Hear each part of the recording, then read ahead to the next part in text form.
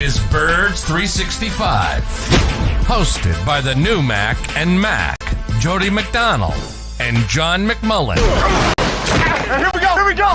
Who collectively have covered and talked about more than 50 plus years of Eagles football. Kick off your day with Birds 365.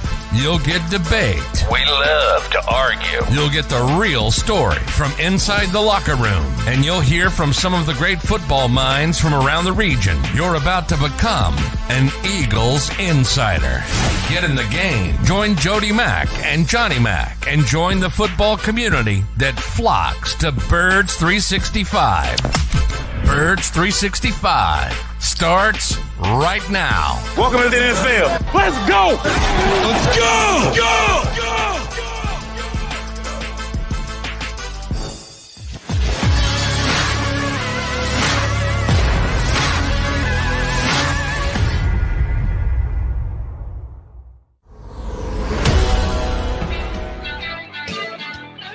It is a football Friday here on Birds 365. Your Mac and Mac guys, McMullen and McDonald here to hang with you and talk ball for the next 2 hours, as our coach would say. He loves talking ball, as do we here on Birds 365. It's better than talking on the tennis court, if you know what I mean. Oh, you had to revisit that? You go back there? Well, you weren't talking ball on me, so I had to make some kind of smart-ass quip. Yeah, I appreciate the smart-ass clip, but I don't think it fits because is tennis even considered ball?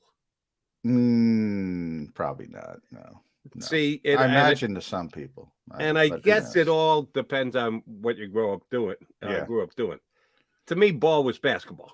If you're playing ball, you're out there on basketball as well growing up. Now it's football. Now they co-opt the word.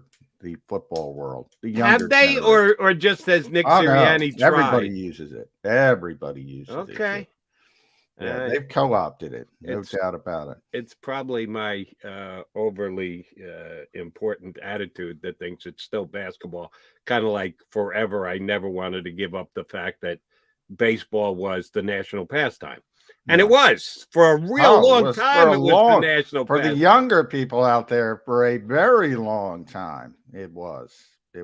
Now you just can't even begin to make the argument. The National Football League is big-footed baseball and every other sport, but I don't think they've gotten to co-opt ball.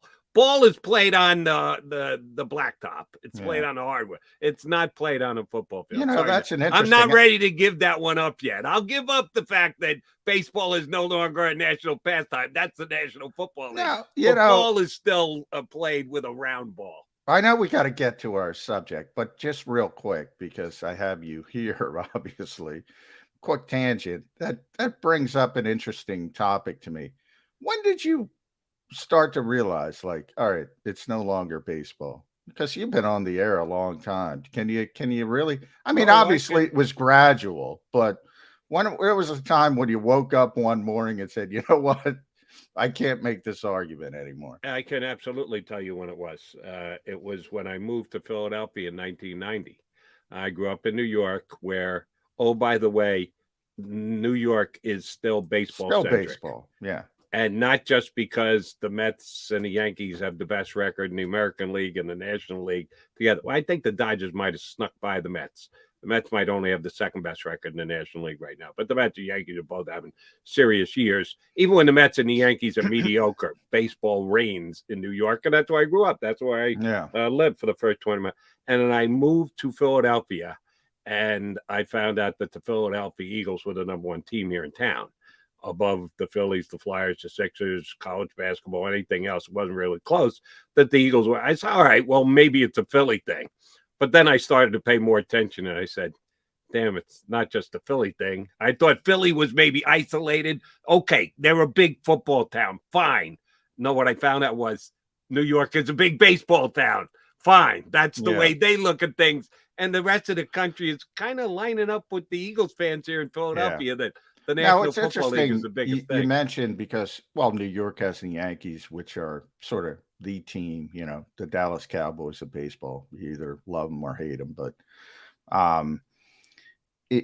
when the Giants were good, Like how much was the gap closed? Because they were good Not, for a long time. not. No? New York's a baseball town. Always has been, always will be. It's not really close. Even as you say, the Yankees are the number one team because they're the Yankees. The Mets have a major following in New York. They adopted all the Giants and Dodgers fans that moved out to the West Coast.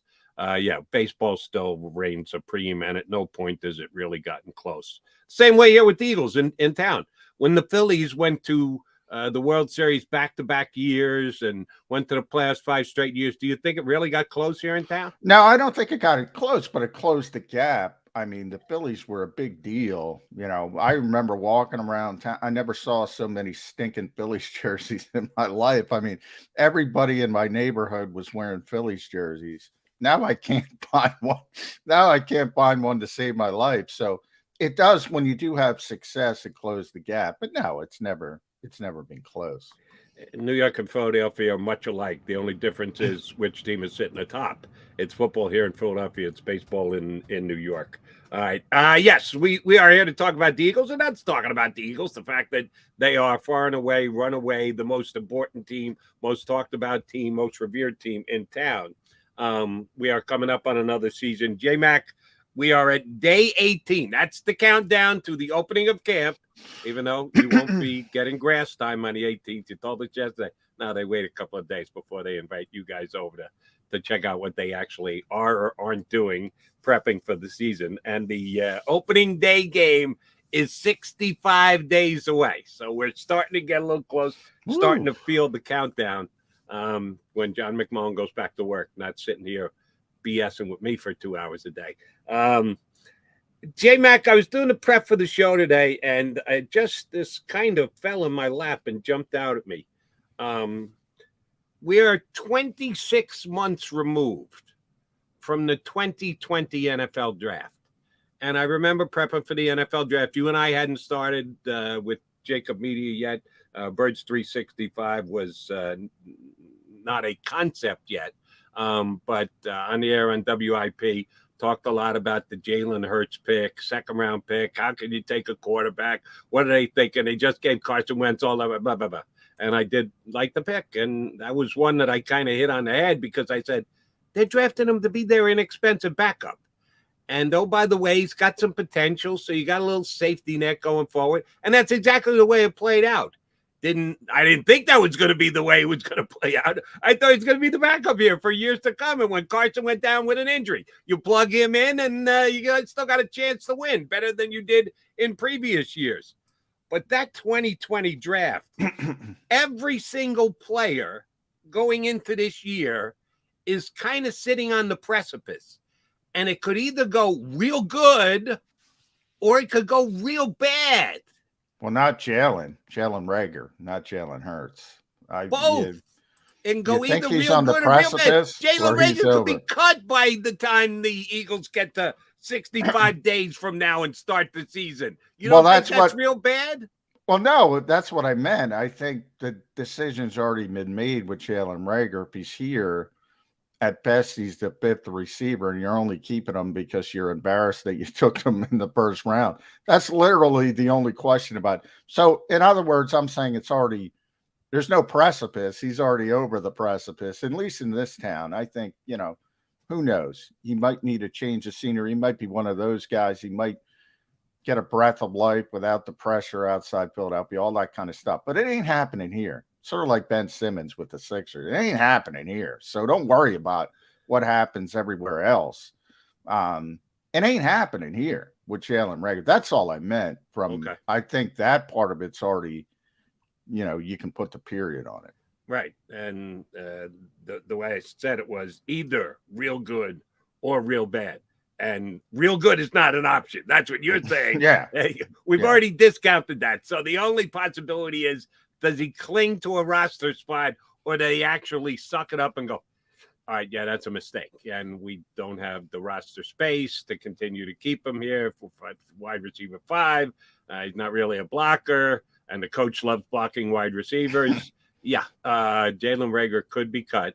Jalen Hurts could get a 35 to 40 million per year. That's a precipice right there. You could be out of a job or you could be making $40 million. How's that?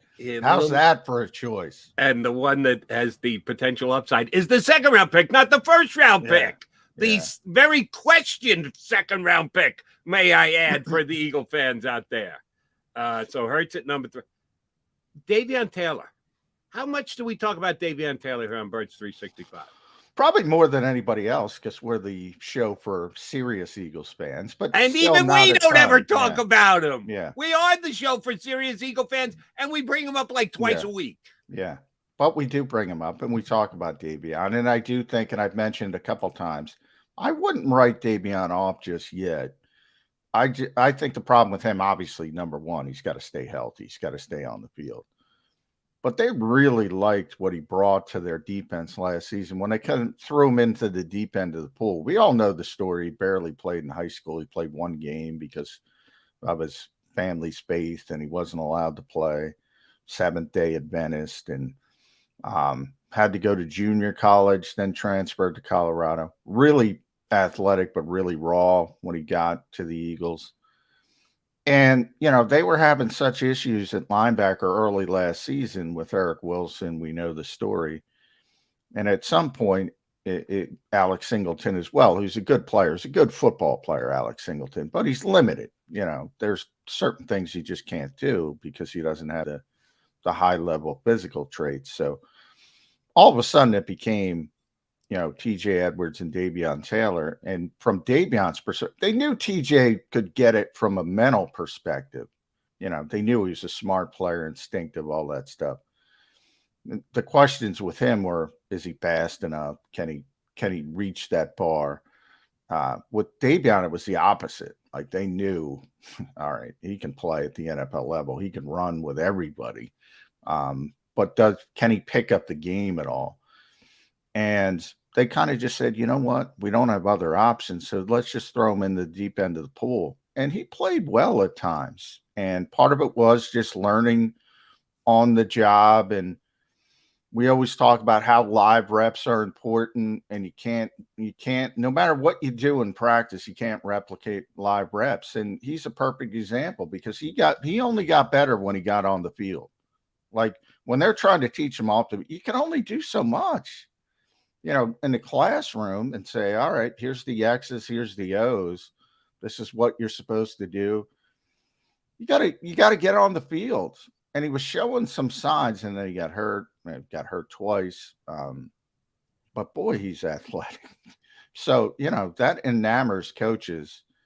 And we all talk about TJ and Kaiser White and Nakobe Dean. And you're the president of the Nakobe Dean fan club. And look, those three have a much better option, odds, I should say, of playing more. But I wouldn't rule them out. That's one of those where I don't think it's like 2%. I think it's more like 25% that Davion Taylor finds a way to sneak in because he's more athletic than all of them. So if the switch goes off, then you start saying, oh, we really got something here. Right. And I remember you and I talked about all last year. Ooh, they're warming up to him. They're pushing him in there. They're showing that they've got faith in the athleticism that he brings. And then he went out and signed Kaiser White. If they really thought he went over a hump last year, I don't know that they bring in a guy like Kaiser White during free agency this year. Well, that's fair, but you also have to put in the injury aspect. Are they concerned because he's always hurt? Or are they concerned because he's not going? I can't really answer that. All I can say is when he was on the field, he kind of splashed at times. And he was really, really more physical than I thought he was going to be. I remember that Denver game where the famed city versus country fumble quote of Darius Slay. Well, go watch that. See, he knocks the football out. Just, that was Davion Taylor. Really physical player. Just really gifted from a physical perspective. But, he was raw. Everybody knew he was raw. He's still raw. And can he turn the corner? Who knows? And the other guy who went right after him was Kayvon Wallace, who the Eagles went out and got. Well, they re-signed their own safety, and then they went out and got Jaquiski Tartt. Again, how much do you read into their evaluation of Kayvon Taylor by the moves that they made during the offseason? Do you think this is a make or break year for him? Oh yeah, with Kayvon definitely, because Kayvon has had more opportunities. They thought, he's a lesser pick because he's not as gifted as somebody like Davion Taylor. But the Eagles thought Kayvon Wallace played at a high level in college at Clemson. Should have been more prepared. They thought he'd probably be in the mix by now. And the fact that they're going out and signing Jaquiski Tartt in mid-June and, bringing Anthony Harris back and crossing their fingers on Marcus Epps, that's not a positive sign for Kayvon Wallace, I would say. So you've got a bunch of guys that are coming out of that we go down. Jack Driscoll, solid pick. You get a 4th-round pick who stepped in, has played as much as he has already played in the NFL, and projects as a tremendous backup this year with flexibility to play a couple of different positions. That was a really good pick by Howie Roseman, at least as per results the first couple of years. All right, Hightower is probably not going to crack the He's hanging on. He's back. I know that he's back, but I would bet practice squad 16. He might make the practice squad, but I'm with you. That's about it. That's practice. He's got practice squad written all over him. And Sean Bradley, again, linebacker, who's, if he's going to either be on the practice squad or spend time with the big roster this year, it's going to have to be about special teams. And he's going to be on the roster. He's one of their best special teams players, but that's his role. Yeah, I mean, there would have to be a lot of injuries to get him on the field as a linebacker now with the added depth. But he's a really good. In fact, if you remember, Nick Sirianni went up on the podium when he was talking with us and tried to get him in the Pro Bowl as a special teams player. So he's one of their 2 or 3 best special teams player. You could argue the best. So he's going to have a significant role on this team, but it's with Michael Clay. It's not with the defense. Fair enough. And can you even tell me where Prince Tagovailoa is? Yeah, it's funny because you bring up Jack. That's an interesting story. I think he's still in Kansas City. I have to double check. He was on their practice squad last year, so I assume they rolled him over with the futures deal. Coming into the draft, like Prince played left tackle at Auburn. Jack Driscoll played right tackle. Prince was a higher graded prospect from just about everybody. I mean, no matter who your favorite draft go-to guy is, they all had Prince as a second round. There were a few who had him as a bridge pick, some in late first round, early second round, and he just had a terrible knee. It's one of those situations where, like, we don't know. We don't have the medicals. That's the one thing that any reporter doesn't have access to. Occasionally a few things leak, and sometimes they're lies, and that's the case. And he kept falling and falling and falling. And you think, wow, they got Prince Tagovailoa in the 6th round. That looks good. That looks good on paper. He's better than Driscoll. They played in the same offense, but he was hurt, and he's got a knee problem. And it was a nice flyer. I have no problem with that in the 6th round, right? And he's still hanging around. So I have no problem with that pick at the time. Right. So the Eagles 20, it seems like maybe it's because we talk Eagles every single day. Doesn't that seem like about 20 years ago, the 2020 draft? It was only, life moves fast, Jody. It was only 26 months ago that we were breaking down that draft and overanalyzing what Howie Roseman did. Well, it's now that we're entering season 3 for these players. Some, like the Prince, have moved on, abdicated their throne, but some are still here fighting for jobs or fighting for $40 million per year contracts. It's funny how things can change so drastically in about a 26-month period. He's John McMullen. I'm Jody McDonald. We got 2 good guests coming your way today. First up, our buddy Les Bowen from NJ.com. And in hour number 2, we'll punch up Eric Edholm NFL insider. We'll talk both Eagles and the entire National Football League with Eric when we get him up. But we expect Les Bowen to join us next here on Birds 365.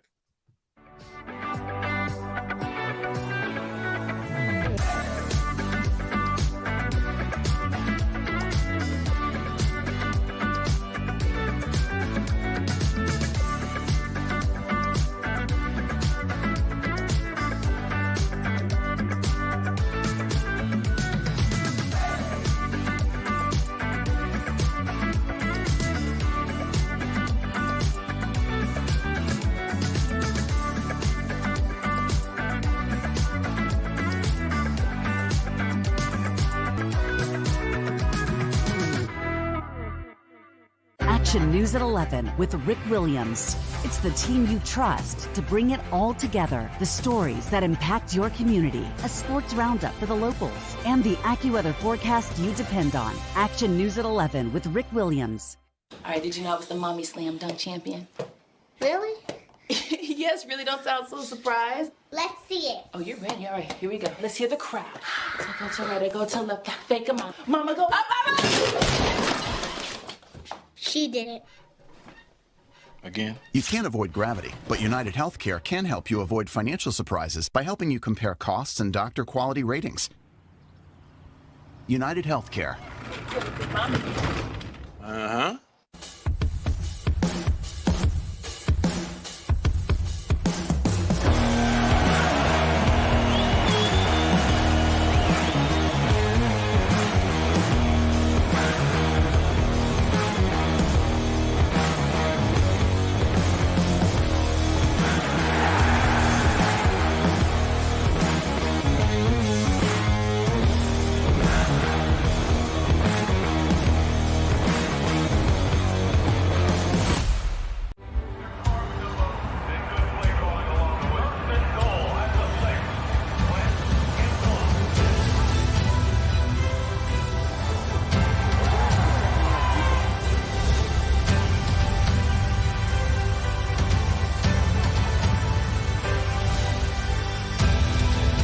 Field of life, First Trust Bank is there for you.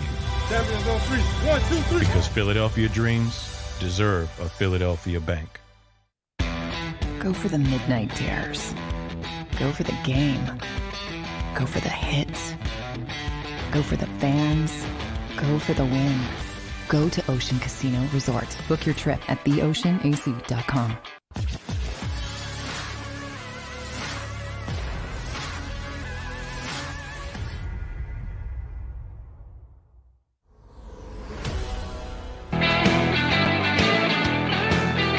You got McDonald and McMullen here with you on Birds 365. We hope to be joined by Les Bowen in just a couple minutes. This one's on me.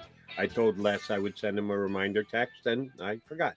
So I just texted him now, and he said, "Give me a couple minutes." So we'll punch Les up here in a little bit. Just be a little patient, Les Bowen fans. He's going to join us in just a couple. All right, prepping for today's show. Other than noticing, damn, this is going to be a make or break year for a bunch of guys in the Eagles 2020 draft. I did go over to Sports Illustrated to see the latest countdown on the best Philadelphia Eagles coming into the 2022 season. And at number 11 here is the old hand Brandon Graham, which everybody loves Brandon Graham, and he's coming back from the major injury, but seems to at least have uber confidence, which Brandon has always had.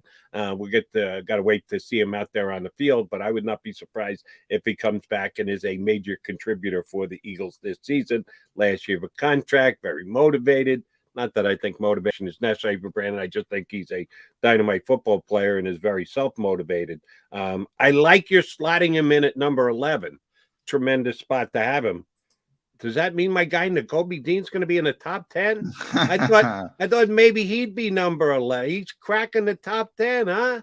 Well, like I said, Nakobe's got a chance to be on the list next year, but maybe, if this were, I think CBS, we'll give a hat tip to Jeff Kerr. I don't think Jeff did it, but his cohorts, they put out their top rosters I think Pro Football Focus said the Eagles had what, 7, Jody, Yes. was it? They had the Eagles at number 9. So top 10 roster again. There's a lot of good football players on this team. If they were with the Houston Texans and, Atlanta Falcons, whomever you think are going to be terrible teams, maybe N'Kobe would squeak in there. There's a lot of good football players on this team, which is pressure on Jalen Hurts. It looks like Les is having internet issues, so he's in Charlotte. So we'll see. We're efforting to get Les Bowen. Right. And we tried to get him on early in the week. Said, I got to go out of town, but I can hop on Friday. So he is, it's remote. And then there's really remote. John and I are remote, but at least we're right here in town on our devices that we use every day for Birds 365. Les is banking on someone else's Wi-Fi as of right now to be able to jump on the show. So we'll see if we can get him punched up. But Brandon Graham is your number 11 guy. Here's my Brandon Graham question for you, because you like to say Brandon's one of the most underrated Eagles, not in the last 2 years, 5 years, 20 years, ever, which I think is a solid stance to take. Part of what's made Brandon Graham one of the more underrated players of all time for the Eagles is his flexibility. The fact that he can play outside or slide inside, depending on, now he's gone through several different defensive coordinators and different iterations of the Eagles defense. And the Gannon defense is one that he just about got his feet in wet last year before being injured and missing the entire rest of the season. How do you think his flexibility is going to play in the Gannon defense, which we expect to change this year, basically because of the drafting of Jordan Davis, that we think he's going to use varying fronts and do things differently than we saw last year? How does Brandon Graham fit into all of that? It's going to be interesting. The more you play four-man fronts, I think there's more likely of a chance of that happening. The problem is, I think the Eagles are going to play lesser four-man fronts. I think they're going to play four-man fronts, but there's going to be lesser than fans are used to. For years, it's been a primary sort of thing that it's going to be a four-man front. And this year, I think you're going to see more three-man fronts, more five-man fronts, more odd-man fronts in general. And that becomes difficult with Brandon Graham and the versatility aspect of it, because when he does move inside, he's usually in that pass rushing role in sort of what would be the NASCAR package if Jim Schwartz was still here, for instance, where he would play 3 technique, and he was really effective at it. And I just don't think they're going to be using that type of player that much this year. But there's a lot of unknowns. I mean, I think I got a pretty good handle on what JG is going to do. But he might show up week 1, September 11th in Detroit and say, you know what? Guess what? I have these players and they're better at this and they're used to playing this. And we all know Fletcher's used to playing in a 4-3 or prefers playing in a 4-3 after he grew to love it with Jim Schwartz, and Javon's really good at it, and Sweat's really good at it, and Brandon's really good at it, and on and on and on and on. And he goes in that direction. I doubt it, but it's possible. It's interesting because we had Brandon, as you mentioned, pretty high on the list. And I don't know if he's going to play nearly as much as he's used to playing. And, this list is going to be heavy. I can say one thing. It's going to be heavy on offensive line and heavy on defensive line. They're really deep on both sides. They're really good on both sides. And on the defense, which is rotational, remember the offensive line isn't rotational. Right. For the most part, few teams here and there, but it's usually not for good reasons. We'll rotate a position here and there, but defensive line is a rotational position for everybody because those guys got to be fresh for the fourth quarter and blah, blah, blah. And But Brandon's used to playing a lot, and he's in great shape. Obviously, he's probably in better shape than he's ever been. That's been the silver lining of the rehab. I mean, he's just, and remember, one of the good things, Jody, about him, there's never a good thing about an injury, but it happened so early in the season. Like, he was ready to go at the end of last year. He could have played. He could have played flat out. He's completely healthy coming off that injury. It happened so early in the season. So the only thing you're worried about is age. Let me ask you a question. You know this better than I, because anybody who covers the Eagles down there all the time, you got to see him, maybe even got to talk to him on or off the record. You say he could have played. Why didn't he? If the season meant nothing and the Eagles were just playing it out like the previous year, Doug Peterson's last, I completely understand and agree. Don't go out there and re-injure it and then have it carrying over to a question as to whether you're going to be ready for the beginning of the next season. They were in the playoffs. They were going in to face Tom Brady and the Buccaneers. Yeah. Why didn't Brandon Graham, if there was a possibility that he could play, why didn't he push the envelope? Why didn't the Eagles push the envelope with him? He did. Believe me, he did. They're not going to listen. I mean, it's a 9-month injury. They're not going to push a 33-year-old at the time. I bet you, it's interesting. After Josh Sweat went down right before the Tampa Bay game with that, what was called and was a life-threatening situation, this weird out of nowhere where an artery internally bursts. And he almost, if they didn't get him to the hospital in time, he could have died. That's how serious it was.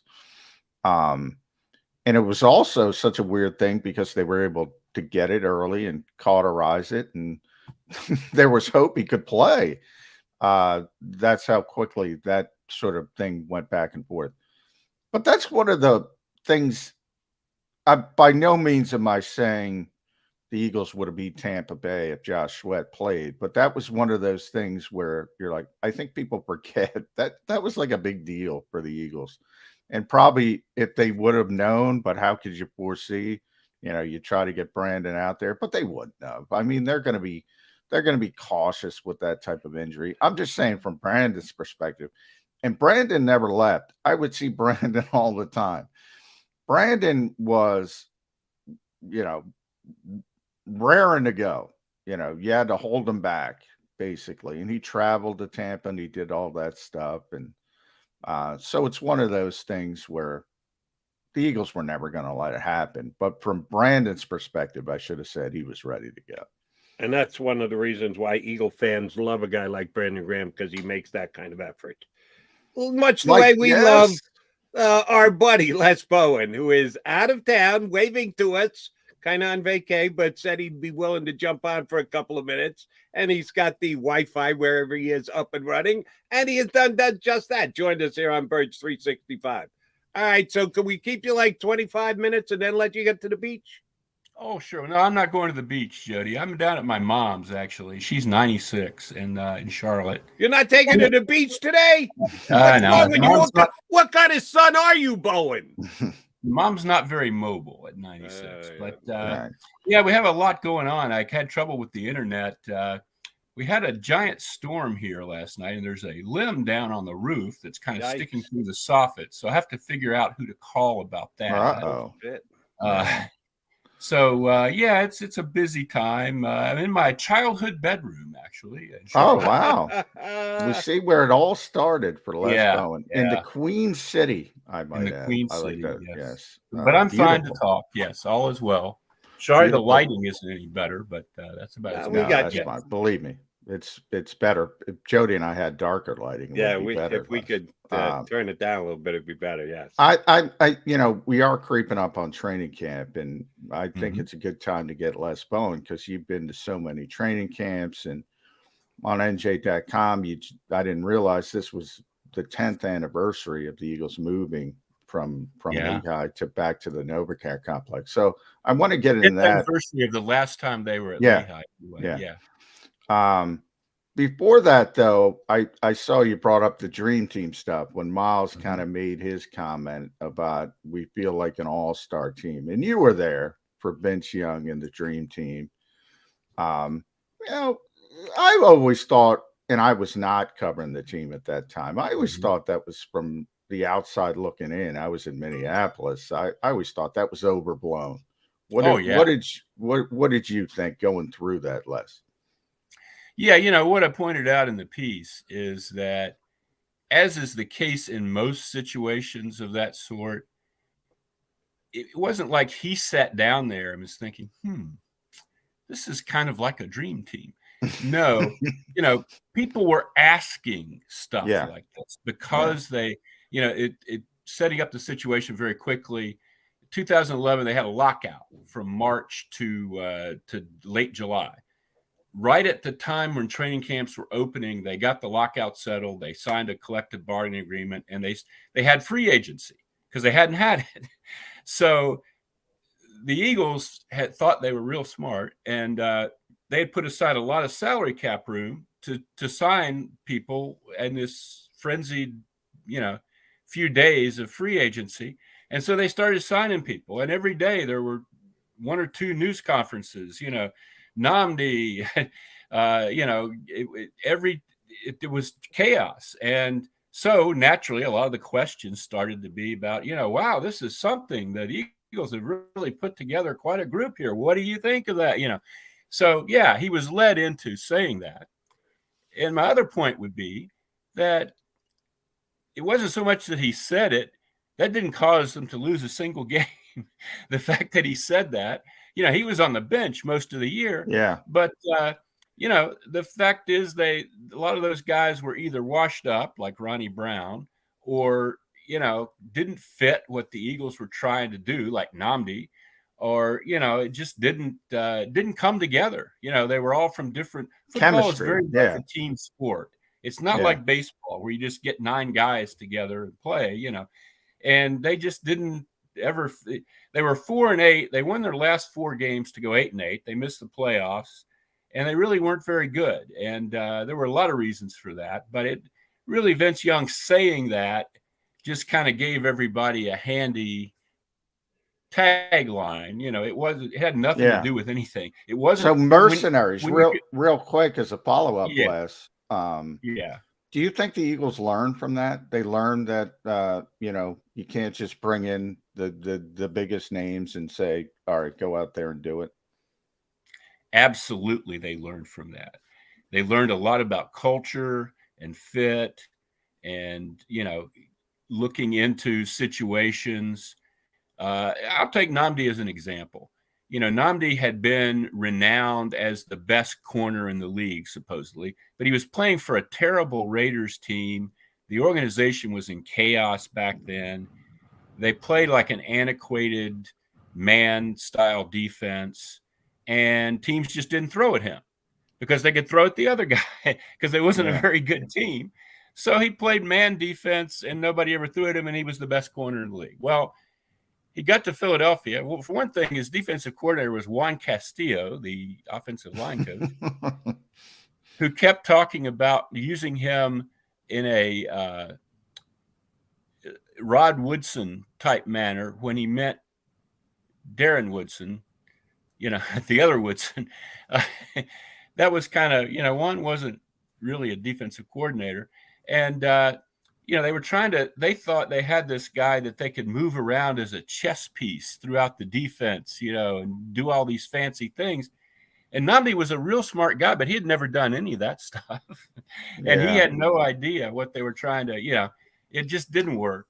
His personality didn't work. We all know the story about eating lunch in the car. You know, he was kind of an intellectual guy who was toward the end of his career and wasn't really interested in, you know, the young dudes and their music and so forth. And it was all a mess. Nobody will ever do anything like that again. You probably won't see a situation like that again, for one thing. Go ahead, Les. I'm sorry. But I was just going to say this whole thing of dream team and getting people to say stuff like Miles Sanders said. Yeah. Well, the thing that you worry about with Miles Sanders is, does he think this is going to be easy now? You know, I mean, it doesn't matter that he said they're kind of like an all-star team. What matters is what his mindset is in saying that. If he thinks they don't have to work hard now, or that, you know, they've proved something by having a good offseason on paper, that's a problem. But I doubt very seriously that's the case. I think he's just enthusing over the fact that they've gotten some players to come in, you know. And this business of getting guys to say stuff. Jody, I know you've worked a lot in New York. When I used to cover hockey, I was there the day that they got Mark Messier to guarantee that they would beat the Devils in Game 7 in 1994. And he was kind of cajoled into it. And once he did that and they won, for years in any kind of hockey playoff series, some schmuck would ask a guy to guarantee that his team was going to win. It was crap every time. The guy has no way of Messier had no way of guaranteeing that win. You know, but it's when they went out and won, it helped to make his legacy. Absolutely. If you want to go there, if then you get the deal done, you're forever remembered as the guy who gets. Right. So there's the upside and there's the downside. But it's all silliness, you know. I mean, and I don't think Miles Sanders, you know, if he becomes the tagline to a terrible season, that's, you know, that's on him for not being smart enough to avoid saying something like that. But does it mean anything to me? No. The difference between this and the Dream Team was a big difference is Miles is going to be a contributor this year. Vince Young was the backup quarterback. Vince Young wasn't going to go out and help to make it a Dream Team. He was only going to get to observe it from the sidelines. Oh, Miles is going to have something to say about how good the season is or isn't for the Eagles. What was a more concerning statement from Miles last week was he expects more touches, that he thinks he should get his hands on the ball more than he did last year. Well, Miles' first thing would be stay on the field and you might get more touches. Can't get touches when you're not activated for the game, Miles. But I'm actually more concerned with that than I am about the all-star comment, because if he doesn't get the touches that he thinks he should get, and oh, by the way, we think the Eagles are going to run the ball less, which means less touches for the Eagles' number one running back, then what is his attitude going to be like? That's a good question, because this is a contract year for him, you know. Yeah. And I'm sure he wants more touches. They haven't re-signed him, and, you know, he's got to prove it to the rest of the league this year. We've had I think I've talked about this on your show before, with Miles. When Deuce Staley was here for a couple years there, we would go through a whole big thing every summer where Deuce would talk about, I think Miles is ready to be a real, you know, franchise back, a number one, you know, carry the mail kind of guy. And every year Miles would get hurt, and, you know, that wouldn't quite happen. Even in his best years, he hasn't been that guy. I don't really know where we are with. There's a lot of talk about Kenny Gainwell. I didn't see that much from Kenny Gainwell last season. Neither did I. I don't know where that comes from, Les. I don't see a number one back with Kenny Gainwell. I see a third down back. I see a hurry up back, and I think he could be really good in that role. But when you talk about bell cows, and by the way, they barely exist anymore. I bring this up on the show all the time. There were two 1,250-yard rushers in the entire NFL last season, in the entire league, and they played 17 games for the first time, Les. It was Jonathan Taylor, Nick Chubb. Now, Derrick Henry got injured, so that played into it. But there aren't many of those guys. And I don't think either of those guys played in the Super Bowl. No. Well, that too. You know, I just don't think you win that way, and the Eagles won't win that way. Miles's best chance to get a lot of touches is to go back to where he was when he came into the league as a pass catcher. You know, not primarily but be good at it, be able to get yards, you know, after you catch the ball and things like that, and to catch the ball, not drop it, you know, which is something he's struggled with the last few seasons. You know, I think that's a big part of being the running back here. And, you we'll see about Miles. I don't know what his future is. I don't know what their plans are. But you're right. They're a passing. I mean, you look at the weapons they have with Dallas Goedert and Devontae Smith and A.J. Brown. That's where the offense is going to be. Anybody else is going to have to make a role for themselves. Now, Les, if we hit week 8, say, mid-season, thanks NFL, there is no such thing as a mid-season anymore. But yeah, we're in that range, and the Eagles have the same offense as they did at the end of last year, which means it's very effective, but it's more run first, as you just mentioned, with A.J. Brown here now, with Devontae Smith and Dallas Goedert. Is that a bad sign, even if they're winning games for Jalen Hurts? Depends on how many games they're winning and whether it's the defense, whether they're winning games 9-8 or something. I mean, if they're 12-5, and that makes it a tough thing to go out and get another quarterback or, say that you're going to do something different there. But the money, if you start talking extension, if Nicole Lynn, Jalen Hurts' agent, goes in and says, hey, we're 12-5, we want a playoff game. He's up for an extension. We want $40 million. But the Eagles know. Yeah. The Eagles know this is a run-first team. We can't even get the ball to A.J. Brown, Devontae Smith, Dallas Goedert. Well, that would be a huge problem. I mean, if we put it in those terms, you're paying those guys, so you better have a quarterback that can get them the ball first.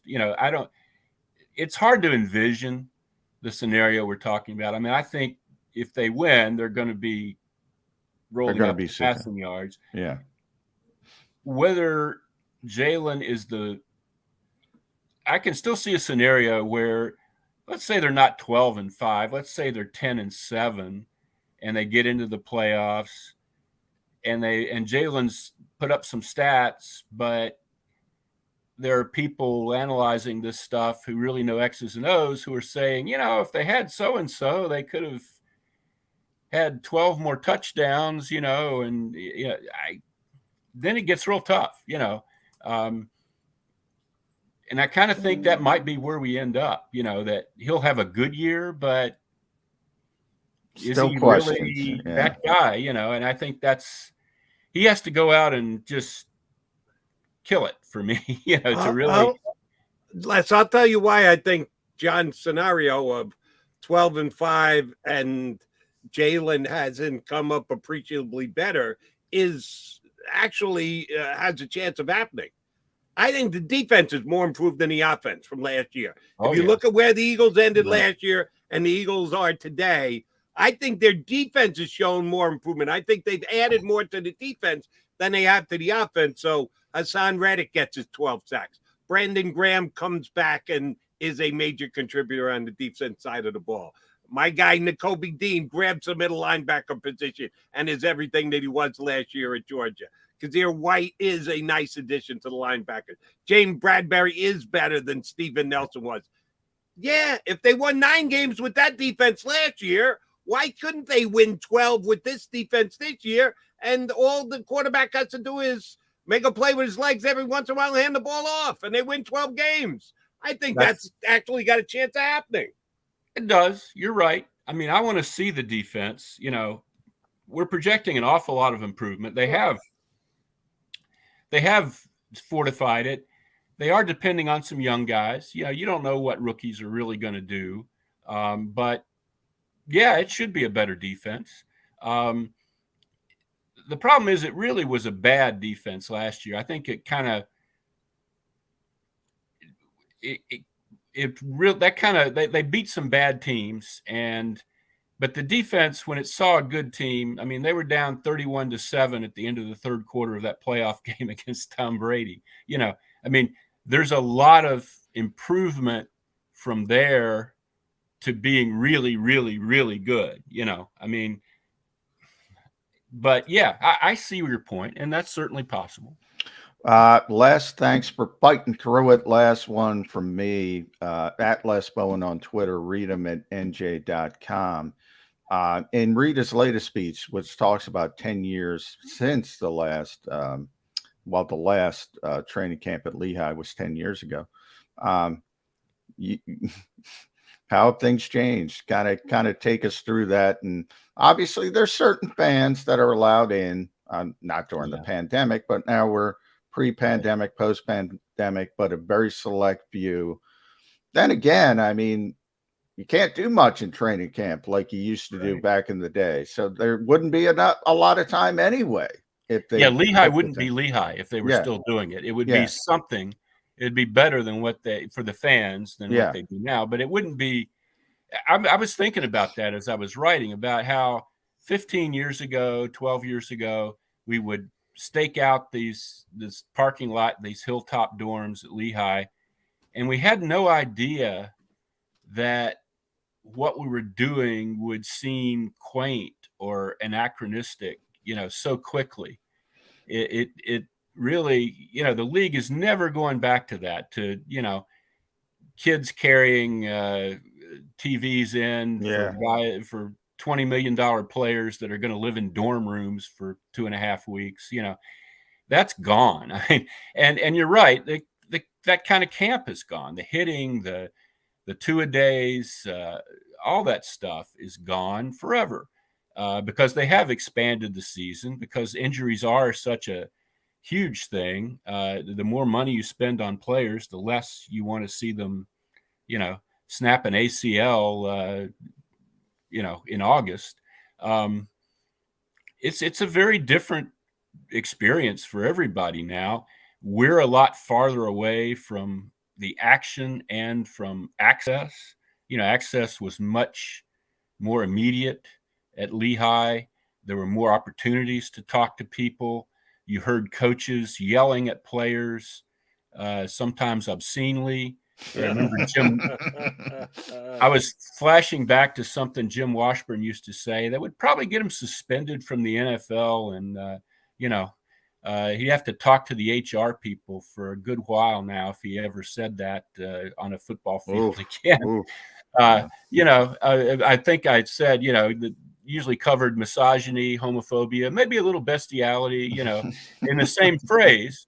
But the fights, what you have now are these joint practices, which are maybe not quite the hitting, but they have the intensity and the, sense of moment that the big practices at Lehigh used to have. The problem is, if you're a fan, you're not really going to see that. No. At least only a few of you are. But it's the way the world changes, and it's a shame in some ways, but you just can't go back. There's no way to get the medical testing equipment and the servers and all the electronic stuff and, the weight room and you just can't recreate that anymore. They do have, for the young guys, and the young guys are in a hotel near the practice facility in double rooms. For them, it's kind of, it's a little bit like training camp always. I think I was talking to the guy I interviewed for that column was Joe Sterrett, the athletic director at Lehigh, who was a quarterback there and really understands football very well. And he was asking me, do you think he understands exactly, he doesn't think they should be back at Lehigh, but he said, do you think they still have the team building, the camaraderie, the bonding that they used to get from going away like that? And I said, they kind of have to manufacture it a little bit. They do more of that kind of corporate team building stuff than they used to. Nick does a good job with that, actually. But you have to think about it. It doesn't come organically like it used to. That's a good word. It is more manufactured than it used to be. Certainly. But I think the rookie classes, because they are in those hotels, every year the rookies, because they're all new to this area, they're all in the hotel for camp together. I think they form a bond, because you hear guys talk about, he was in my rookie class and we, talked about such and such, But I don't know that the whole team does that as well anymore as it used to. But no, the vets go kind of the home way it and goes. they, hang out with their families. in Thank their you. $10 million Yeah. houses, Yeah. Thank you, Les. You went right to my last question, and I didn't have to ask it. The one thing that does scare me is the loss of camaraderie. Yeah, I know we talk about the fans all the time. Could go and you could stay, and I really do feel badly for the fans. But what really matters is what happens on the field. And I did enough shows from camps, and they get us a couple players to come over, and they seemed to mean it when they said that, yes, camaraderie is built and that it is a unification of the guys when they spend time together in a dorm.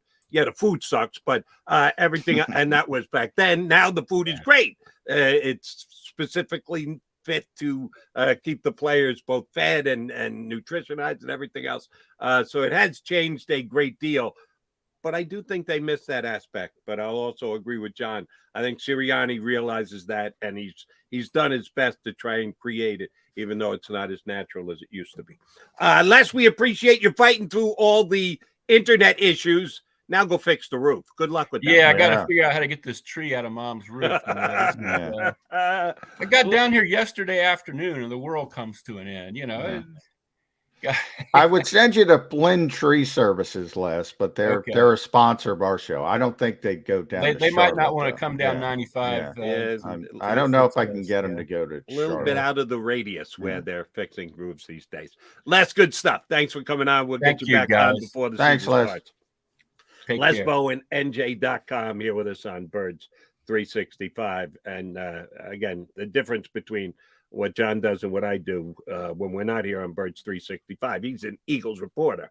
I'm an Eagles commentator. I react to what's going on. But I've done how many shows from Lehigh over X amount of years leading up to it, and I always would get players on. The Eagles would be good enough to get players over to us. And yeah, they would say, they'd complain about being at Lehigh and the practices and the dorms and everything else. But they say, yeah, but my bro. And they would really enjoy the time that they spent with their teammates.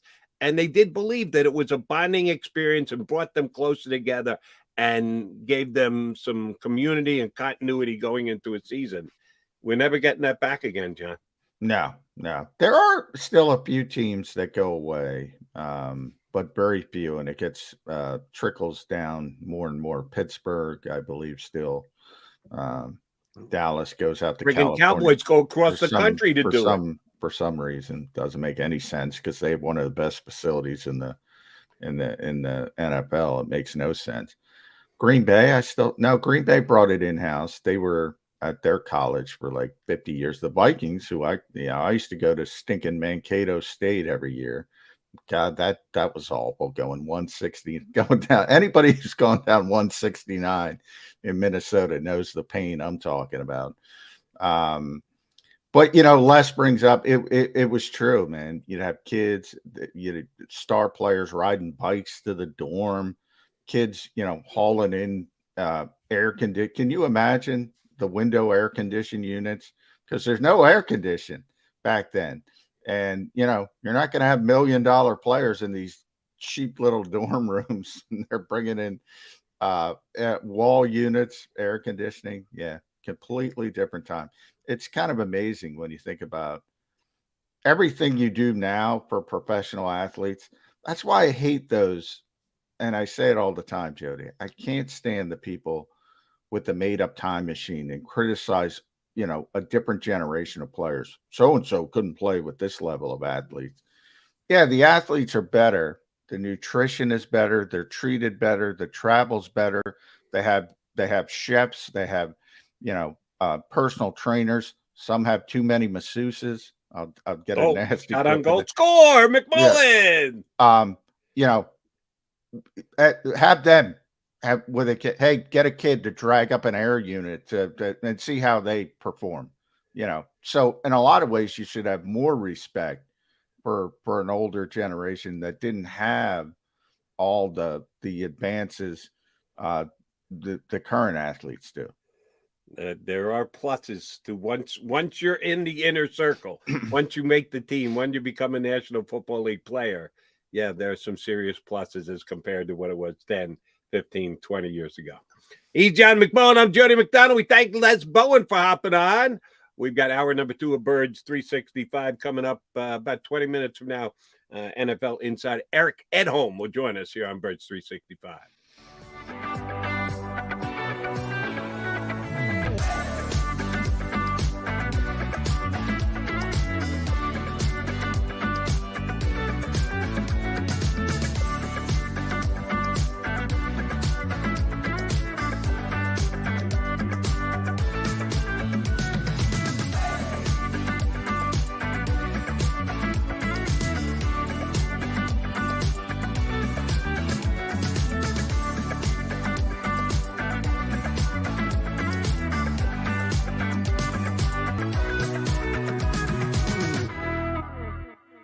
Action News at 11 with Rick Williams. It's the team you trust to bring it all together. The stories that impact your community, a sports roundup for the locals, and the AccuWeather forecast you depend on. Action News at 11 with Rick Williams. All right, did you know I was the mommy slam dunk champion? Really? Yes, really, don't sound so surprised. Let's see it. Oh, you're ready. All right, here we go. Let's hear the crowd. So go to right, go to left, fake 'em out. Mama, go up, mama! She did it. Again? You can't avoid gravity, but United Healthcare can help you avoid financial surprises by helping you compare costs and doctor quality ratings. United Healthcare. Uh-huh.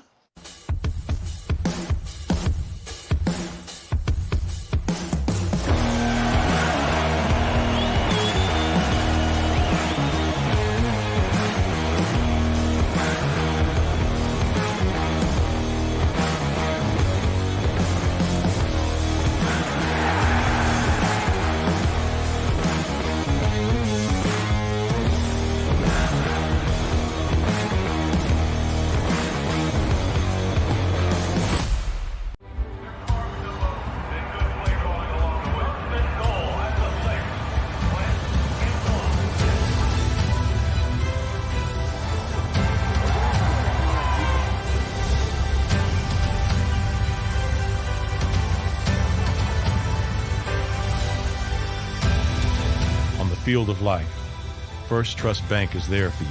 Champions on 3. 1, 2, 3. Because Philadelphia dreams deserve a Philadelphia bank. Go for the midnight dares. Go for the game. Go for the hits. Go for the fans. Go for the win. Go to Ocean Casino Resort. Book your trip at theoceanac.com.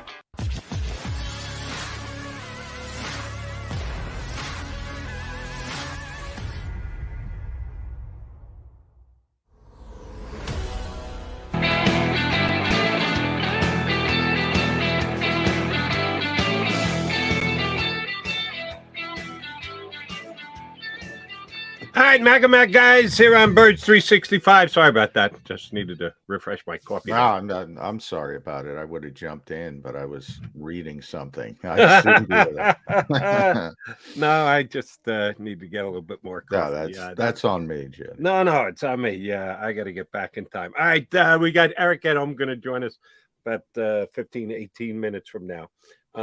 Do want to retouch on something we started the show with the 2020 draft and the derivations of the different guys that they had, and what may or may not the future hold for them.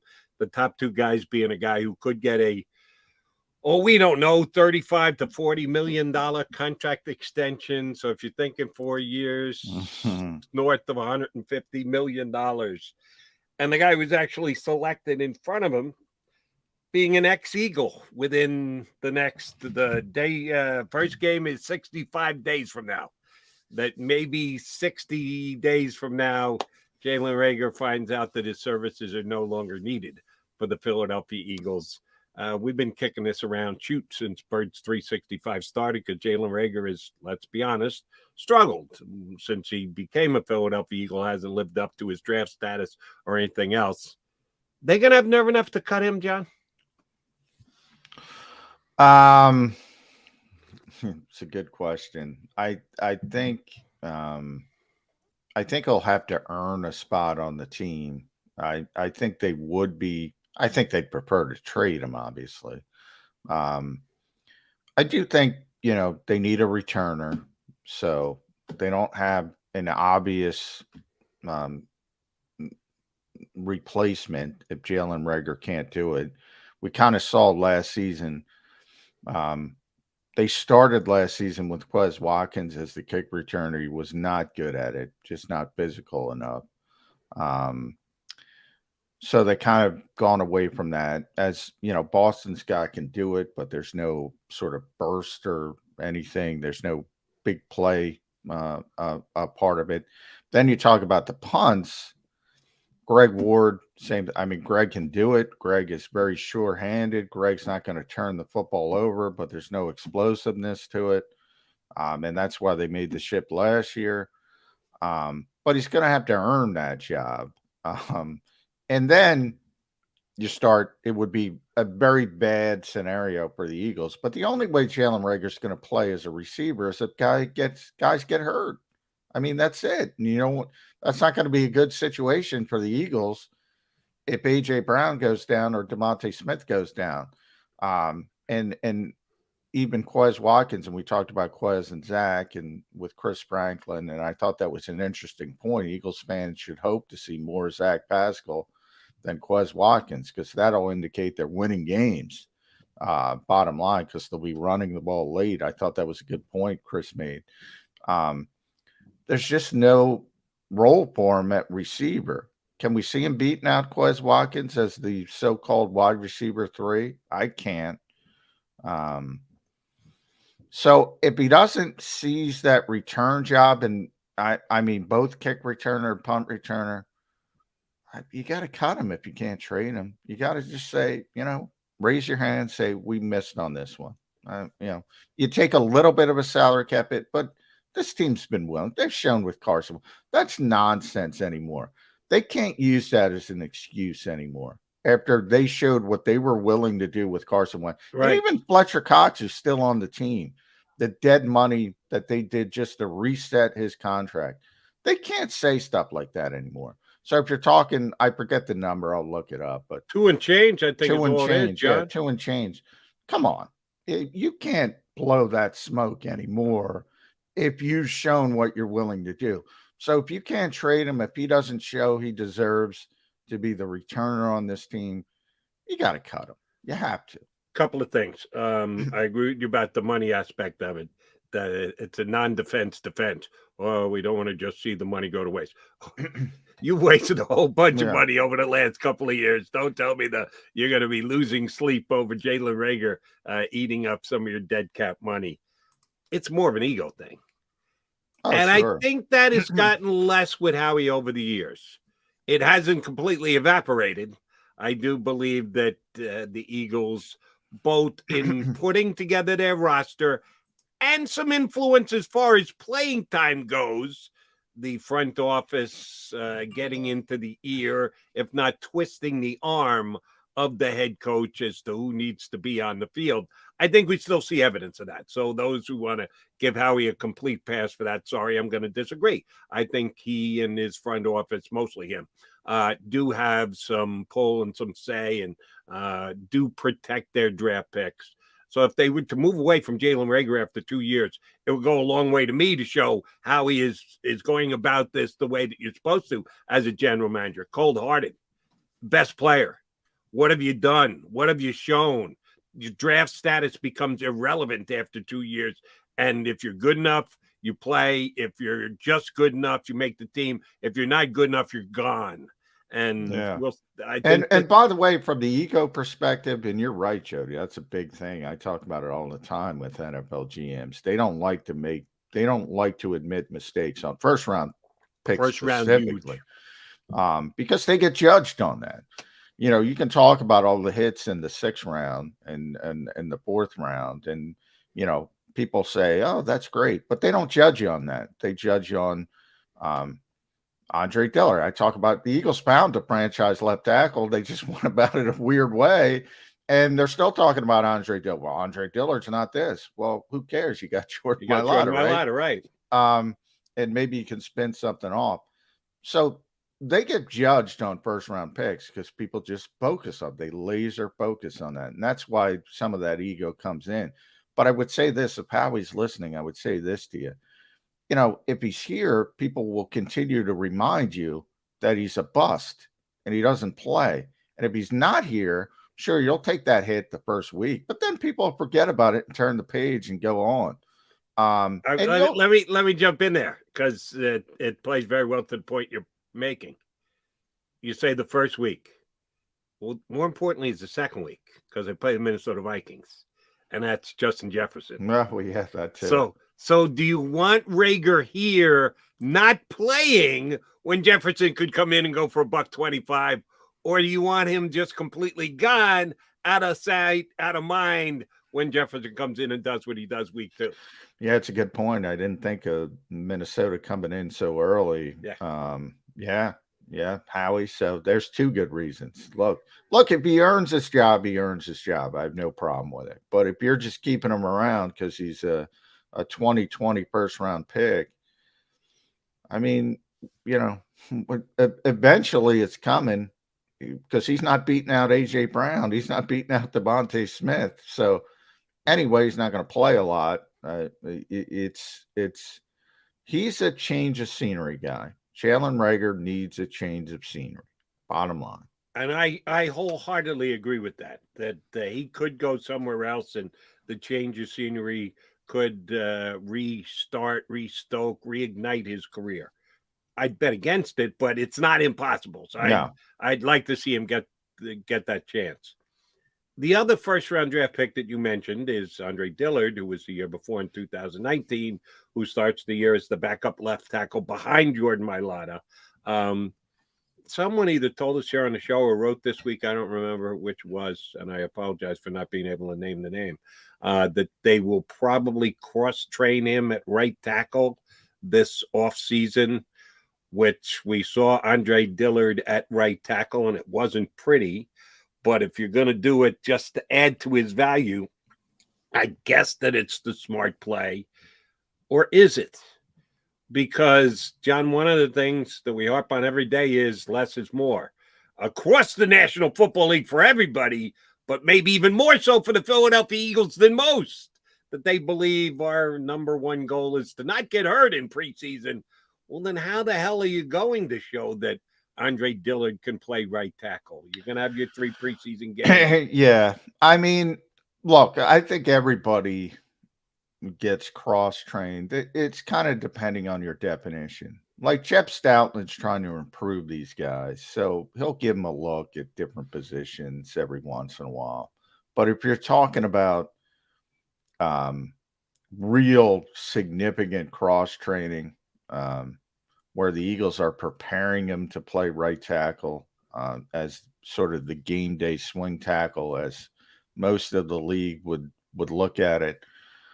I don't think they're going to do that. I don't think they're going to do that because they're in a very unique circumstance because of their depth. Look, if Lane Johnson goes down, right, Jack Driscoll's playing right tackle. Yep. He's playing right tackle. If Jack Driscoll wins the right guard job, then Jack Driscoll's probably still playing right tackle because you insert Isaac Seumalo and kick Jack Driscoll outside. And if Isaac was hurt, then you might even kick Jordan Mailata to the right tackle, as they did last year, because he's very comfortable doing it, and insert Andre Dillard at left tackle.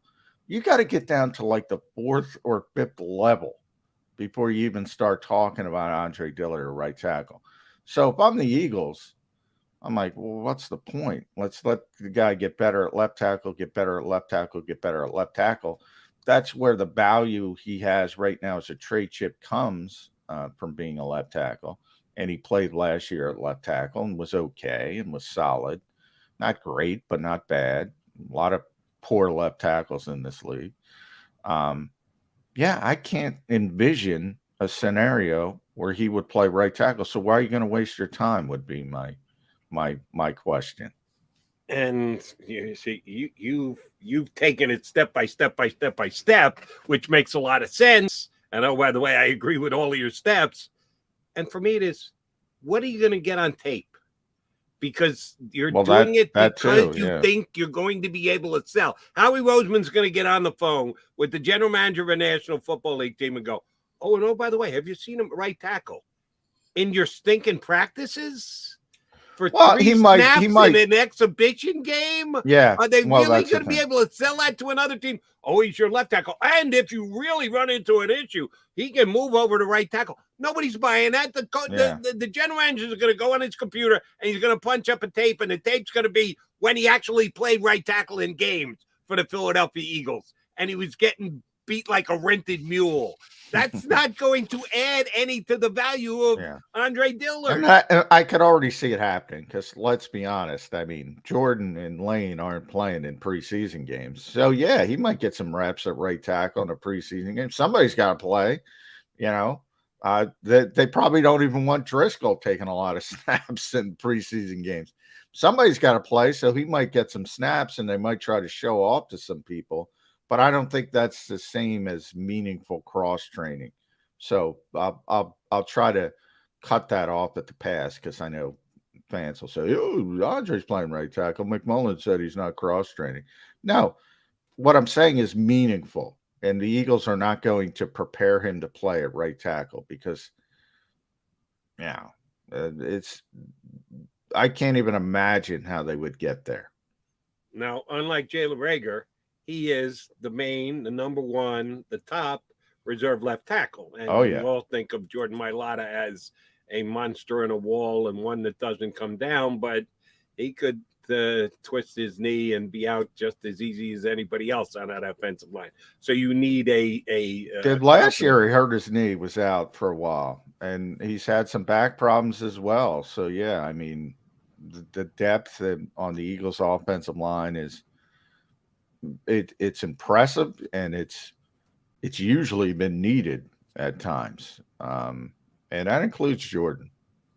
So unlike his fellow first-round draft pick Jalen Reagor, there's a roster spot for Andre Dillard.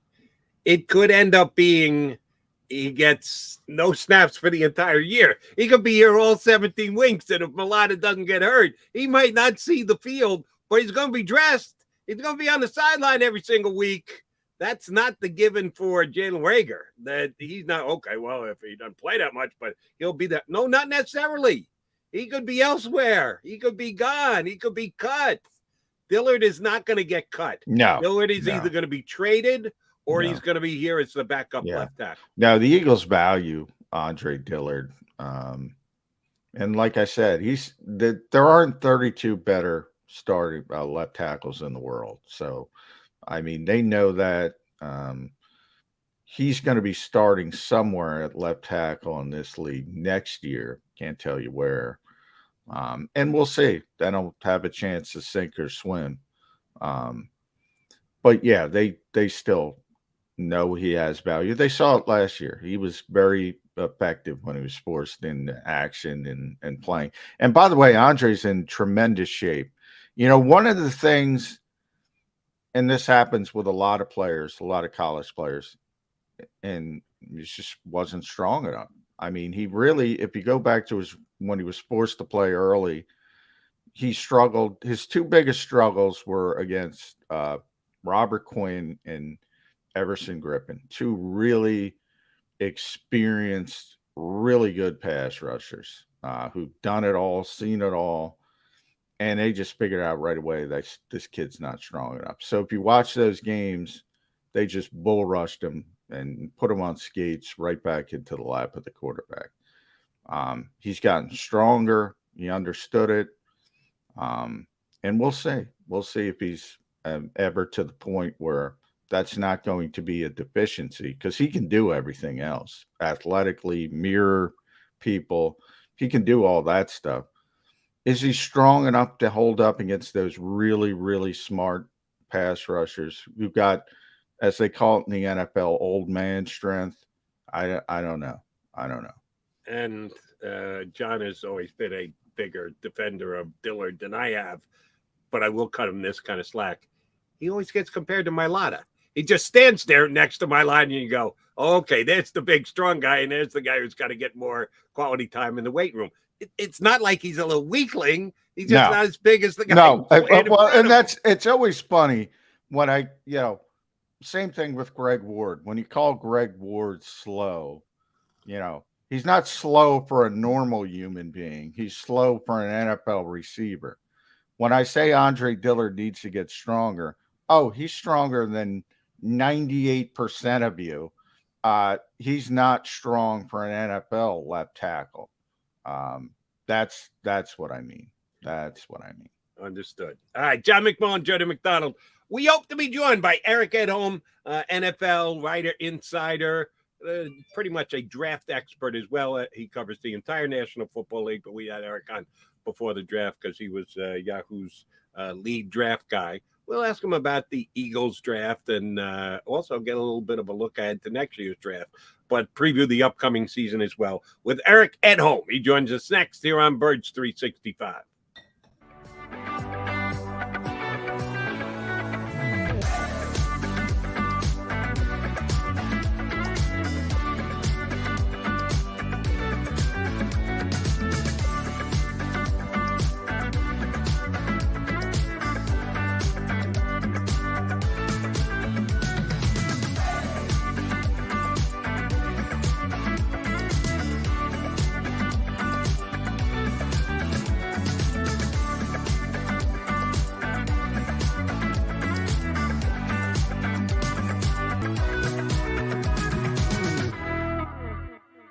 Action News at 11 with Rick Williams. It's the team you trust to bring it all together. The stories that impact your community, a sports roundup for the locals, and the AccuWeather forecast you depend on. Action News at 11 with Rick Williams. All right, did you know I was the Mommy Slam Dunk Champion? Really? Yes, really, don't sound so surprised. Let's see it. Oh, you're ready. All right, here we go. Let's hear the crowd. So go to right, go to left, fake 'em out. Mama, go up, mama! She did it. Again? You can't avoid gravity, but United Healthcare can help you avoid financial surprises by helping you compare costs and doctor quality ratings. United Healthcare. Uh-huh.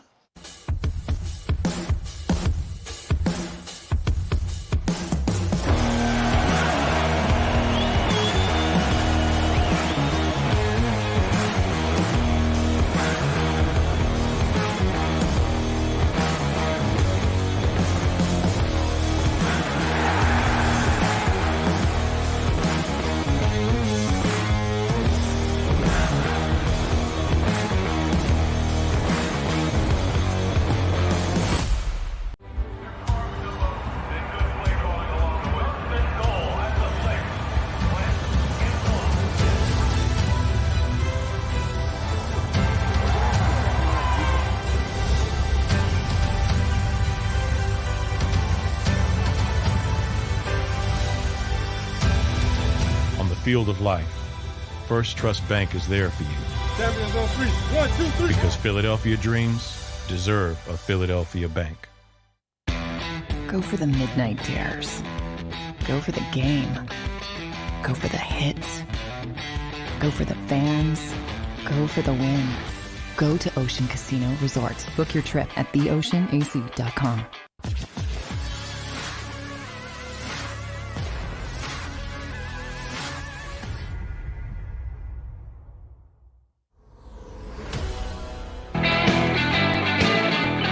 Got your Mega Mac guys, McMullen and McDonald, from Birds 365. I reached out to Eric. He said he got the link, so I'm assuming he's going to be joining us shortly, but he has not done so yet. He said he's going to need about 4 or 5 minutes, but he should be joining us shortly. So Eric Edholm should be able to hop aboard with us. JM, we had Mike Garfolo on yesterday as a National Football League insider, and we talked a little bit about the potential draft this year. If the Eagles are in need of a quarterback, it becomes apparent that Jalen Hurts is not the guy going forward for this team, what kind of a play they could make for a quarterback in the upcoming draft, and what kind of teams are going to be really bad that could be in the market for a quarterback. And Garofalo did surprise me a little bit when he said yeah, the Bears could be a team like that. You know how big a Justin Fields fan I am. He even said it about the Jets that, yeah, they could. You know, I have not heard the greatest things about the offseason with their quarterback either. That they're going to pack it in after just 2 years. They all, you know, Mike also said, we don't play, and I like this, we don't play football in the spring. I'm going to start using that. So I don't care who had a good spring and who had a bad spring. We don't play football in the spring. So that is very true. And we'll see how both of those second-year quarterbacks start their years with the Jets and Bears, respectively. But I saw this today. Dave Moore, he's jumped around to a couple of different teams. He was on the Packers, and who else was I forget who the heck he was on, but he was on a couple of different teams. And he signed this year as a free agent for the Bears. And he's not a top flight wide receiver. He's kind of a depth chart wide receiver guy. He was arrested on drug and weapons charges. Byron Pringle, who the Bears, quote unquote, spirited away from the Kansas City Chiefs. I think the Chiefs basically moved on from him more than anything else. Is probably they're going to be their top slot wide receiver. So it made me think. We trust our buddies over at Pro Football Focus, and if they haven't had lists come out this offseason, that would be an understatement. They have a new one every single day, and God bless them, because it takes a lot of work to come up with all of this that they had. So I did Google and I checked best receiving cores in the National Football League coming into 2022, which, by the way, Philadelphia Eagles, I believe they were number four. Yeah, that's pretty damn good. See what happens when you add an A.J. Brown. You go jump up. How about that? Think? What do you think the Eagles' receiving core would have been at the end of 2021, John? 22, only because of Devontae Smith, somewhere in the lower, somewhere in the early 20s. Previous to Devontae would have been 32, maybe. would have been in the conversation. Detroit's really bad. Chicago's really bad. But yeah.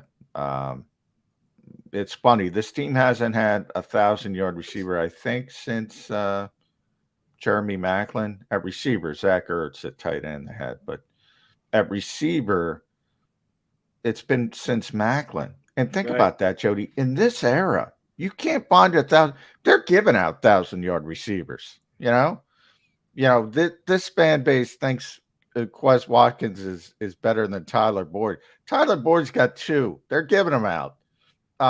They couldn't find one, and all of a sudden they have the 4th best receiving corps in the NFL. On paper, AJ's really good and Devontae's really good. And oh, by the way, receiving core includes the tight end, and both you and I think Goddard is going to take a step up this year. All he has to do is stay on the field, because last year, first half of the year, he had to share the tight end position with Zach Ertz. Not that it was Zach's fault or that was a bad thing. It was good for the organization. It just meant that Sirianni had to play a little bit more 12 use 11 tight ends. Well, he wants to use 11. He used too much 12, but he used 12 more than he wanted to, because when you looked at the wide receivers, you had a rookie who was your most talented guy, and then a drop off, and your next two are your 2 tight ends. So yeah, you're gonna get them out there on the field together, and he did. But they ended up trading Ertz, so now we expect Goddard, if he stays healthy, to step up and put up really good numbers this year. So the Eagles had the 4th wide receiving crew, receiving core. The Bears are 32nd. There are 32 teams in the National Football League. Even with the addition of the awesome David Moore, if he doesn't go to jail. And oh, by the way, Byron Pringle, I mentioned him. He also was arrested during this offseason. Now, driving into but he was arrested too. So those were their 2 key wide receiver offseason additions, and they're both in jail. You talk about what the Eagles did to try and make Jalen Hurts' life more efficient and easier. They went out and got A.J. Brown.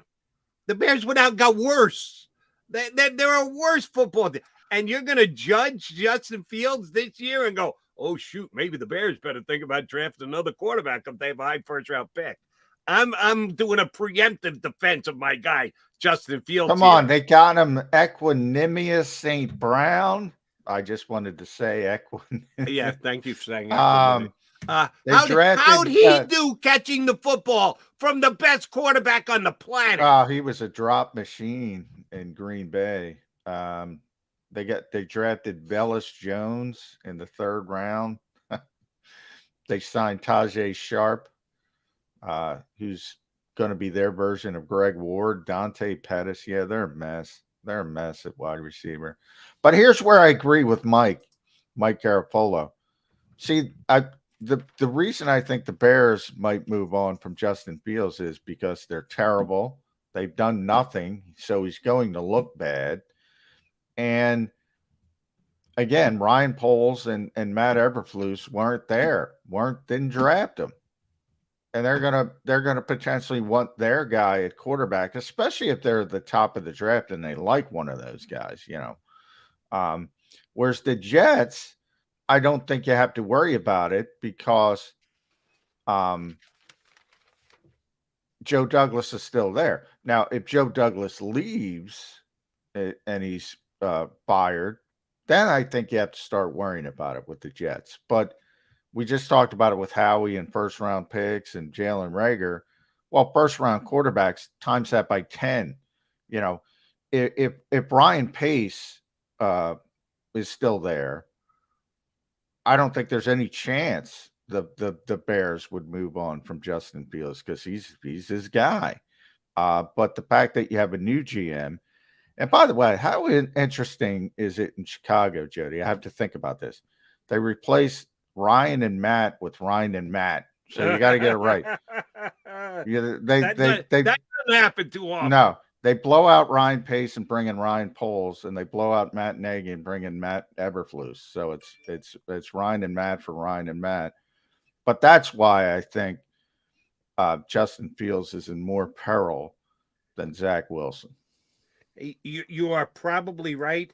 And if that's the way that it shakes out, here would be my stance on the Chicago Bears. Shame on you. Shame on you. The general manager who completely ignored, my opinion, the receivers that he brought in.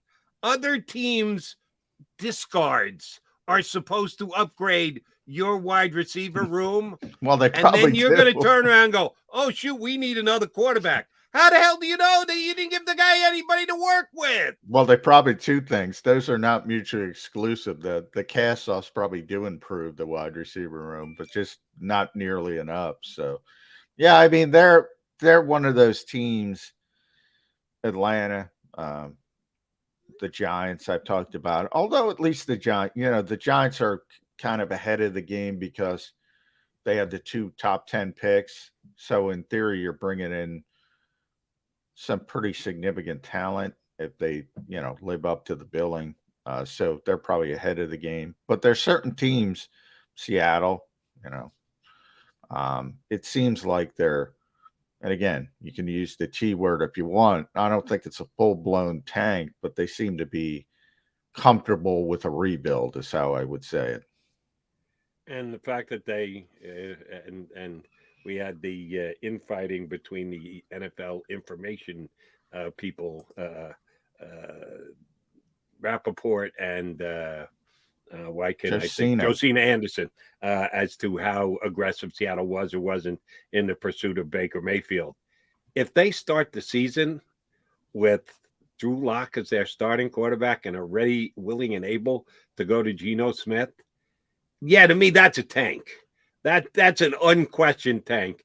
And I'll give him credit. And I was one of the few, the proud, that said Pete Carroll is going nowhere fast, because how many times I fielded calls and/or NFL guys I got on my shows who said, well, if they trade Russell Wilson, that's going to be it for Pete Carroll. Yeah, I mean, I thought that. I'll raise my hand. I'm like, why does Pete at his age, he doesn't look like he's 70, but why does he want to go through this nonsense at his age? That's just it wasn't anything more than that. Then why would he want to go through that? but he's got more energy. Pete Carroll is like 72 going on 52. Yeah, he's got tremendous energy, but it's not about not being able to. It's about what he wanted to do it. Why do you want to go through that misery? But hey, everybody's different, and that's why I kind of believed Josina Anderson that if I'm Pete Carroll, at least give me Baker Mayfield. I might not win with Baker, but give me a fighting chance. Here's the problem with that. An organizational call, not a coaching call, not to make a deal for Baker Mayfield. Here's the problem with that. And I said the same thing with Matt Rule. I mean, Matt Rule's he's coaching for his job. I mean, he's got to be saying, but I don't think Matt Rule has any power in Carolina. Pete Carroll's got a ton of power, obviously, in Seattle. The problem, if you're a GM, like if you get Baker Mayfield, you're going to be too good to get Bryce Young or CJ Stroud, most likely. And, if you got Drew Lock, you're probably going to be in a position to get Bryce Young or CJ Stroud. So that's what we all talk about. And there's no such thing as a sure thing in the NFL, but I'd rather have Bryce Young or CJ Stroud than Baker Mayfield. And I like Baker Mayfield more than most people. But you got to wait a year to do it. And Baker will be getting the start in Charlotte with Carolina. I was thinking about this today, and for some reason, I don't have as good a memory of this game as I should. It was only 2 years ago. The Eagles will not be playing the Panthers this year. They did last year. They're not on the schedule this year, and they're not playing that division. They didn't finish in the parallel position with them, so they don't have the Panthers on the schedule, which means they won't be facing Baker Mayfield. And I immediately racked my brain. I said, how many times have the Eagles played Baker Mayfield? And it came back, 2020. It was just 2 years ago that they played. And I couldn't remember that game.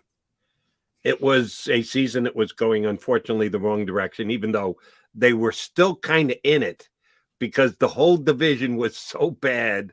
It was they were in it so late. It was amazing. Right. It was week 50. They were going backwards. They were playing bad football, but they were still mathematically involved because the division was so god awful that year. What do you remember about that game between the Eagles and the Browns, November of 20? The Browns were pretty good that season, and the Eagles were surprisingly in it. That was like around Thanksgiving, I think. Right. I think it was late November. Yeah. Yeah. So you knew at the time the Eagles were pretty bad by that point. I forget I forget where they came into the game, what the record was, and you knew the Browns were pretty good. And Nick Chubb, I think, had a big day. I recall. You know what I remember about that game more than anything else? I'd never heard of the player before, and I probably should have because the linebacker. Might have the most recognizable name in the National Football League. Who names a football player Taki Taki?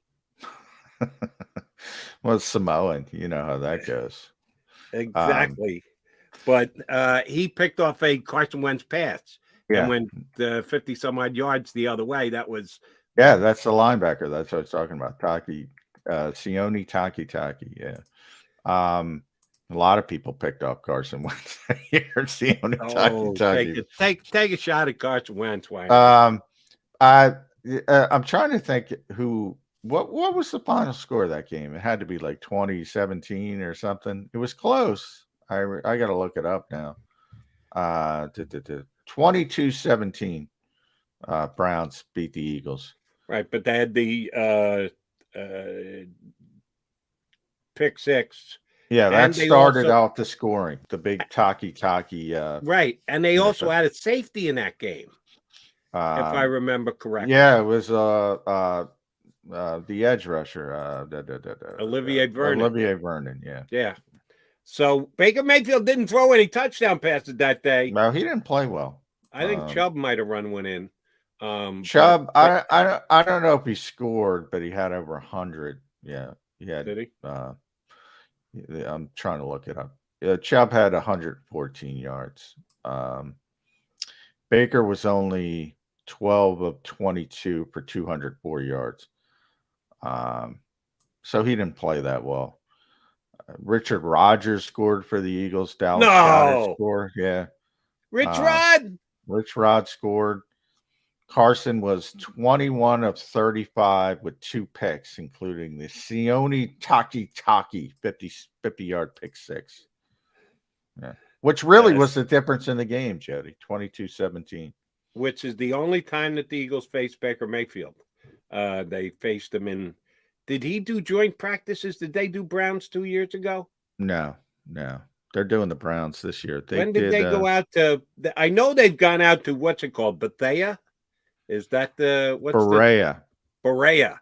I know they've been out to Berea over the last couple of years. Was that Baker's rookie year? Hey, I everything runs together. Yeah, that's why I'm asking, because I figure you know better. I know. Yeah, the memory's going. I'm thinking about, New England's been in here a lot, Miami, Baltimore, but I wasn't going, so I'm not sure. Last year the Eagles went to the Jets, but that's right up the turnpike, so that doesn't count. Yeah, but I don't recall offhand. But okay. I thought maybe they went to Berea to do the joint practice thing with the Browns at least once while Baker was there. Talk about not getting return for your draft pick. And they, much like the Eagles, when the Eagles decided to cut Carson Wentz and just say, hey, we need to start fresh. As soon as the Browns made the trade for Deshaun Watson, you knew Baker was dead in the water. But the number 1 overall pick, if Howie Roseman's going to bend over backwards to try and protect his draft picks, no, if you are talking about the number 1 pick in the draft and all you get in exchange for him is a 5th round pick that, hey, conditionally could get up for a 4th, maybe they're actually flying under the radar for cover for that, because this Watson thing sits so much in abeyance. We don't know where it's going to end up. People aren't looking. Well, wait a minute. We got a friggin' 5th round pick for the number 1 pick in the draft just 4 years later. What the hell are we doing here in Cleveland? Yeah. I think this whole thing has been interesting from a spin standpoint. Because I think Cleveland could have got probably a 3rd round pick, maybe during the draft for Baker, if they did the same exact thing. I mean, the same exact thing, and picked up whatever they picked up, 10 plus million. Carolina's paying like, I think 5, and then Baker had to kick in 3 million of his own money. And I forget it was one of the NFL media guys said both teams went to their financial ceiling. And I'm thinking Jimmy Haslam's worth, I don't know, about $4 billion. David Tepper's worth about $18 billion. Yeah, they're going to their financial ceiling. Give me a break with that kind of stuff. But I just from knowing Howie and Andrew Berry is, been here and learned from Howie, but he wouldn't make that kind of mistake to lose out on a 3rd round pick.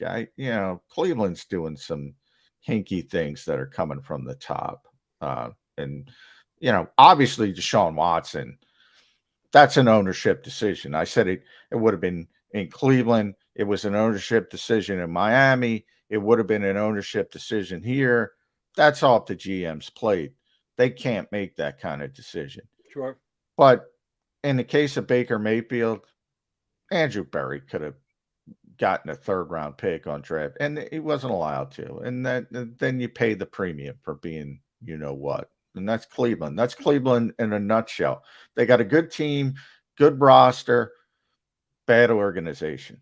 And they've been a bad organization for years. All right. We're going to take our final time out of the day. Come back. I do want to go a little bit further on this Baker Mayfield stuff with John. Eric at home. We just couldn't make the connection today, so we'll hopefully get him up sometime next week. You talk about the Browns and the organization. Here's the one area where I will cut the Browns some slack, because you're right. They have found ways over the years, different ownerships, whole bunch of different coaches, bunch of different general managers as well, and it just never seems to work or never seems to fit. I'll cut them a little slack this week because they had the Deshaun Watson hearing last week, and it was done before the week was over, and we didn't think we were going to get an answer heading into July 4th weekend. Well, we're now out of July 4th weekend. We're several days out of July 4th weekend. It's a Friday, so I mean, we're going to have to wait for the entire week again. They need to know what the hell they're going to have to do at the quarterback position, or at least I would like to know if I were the owner, the coach, and the general manager of the Cleveland Browns. And Sue Robinson taking her time to decide what to do. I'll let John his take on that when we come back. Come back for the final segment of Birds 365. Stay with us.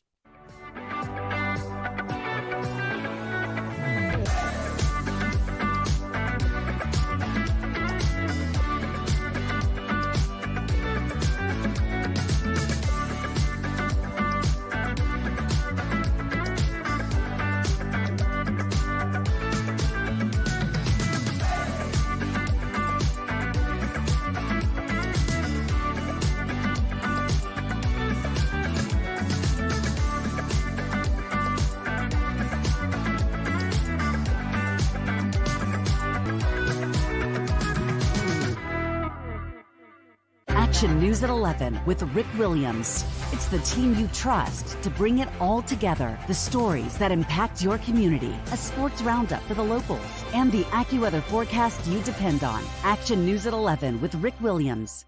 All right, did you know I was the mommy slam dunk champion? Really?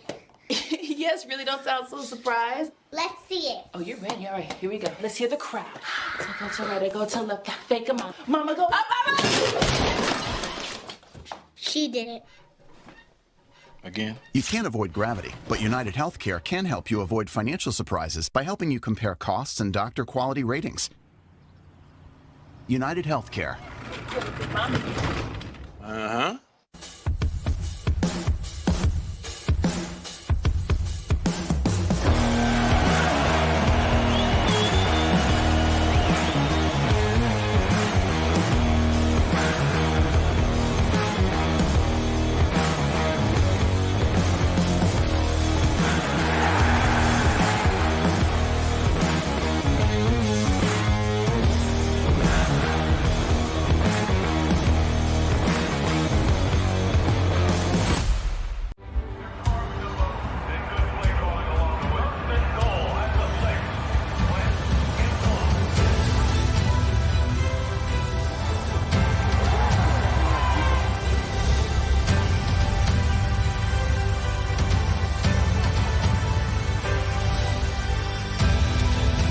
Field of life, First Trust Bank is there for you.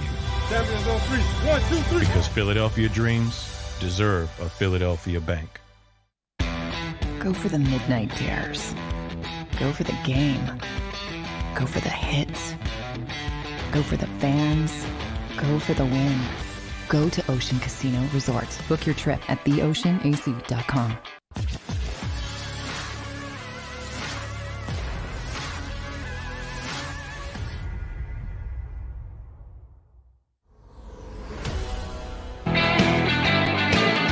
You got your Mac guys, McMullen and McDonald here. Football Friday, coming down the home stretch and cutting into the off season for the Philadelphia Eagles. We're only 18 days away now from the opening camp. By the time we get back here on Monday, we'll be down to 15 days until camp opens up. Oh, it's creeping up, Chetty. I got to get ready, man. I got to get ready. To do some crunches today if you get the chance. Get some exercise in, which, by the way, I will be getting no exercise in this weekend. I didn't tell you this before the show started. We just jumped on the last couple of seconds before we were ready to roll. My wife's got COVID. So yours truly will be resigned to my basement all weekend long because we're doing the isolation thing here in the McDonald household. And I plan on being here Monday, but you never really know because my wife got up this morning and took a test because my mother-in-law has it. Oh, she just found out this morning. Oh, this morning, yeah, right before the show wow. started. Yeah, Oh.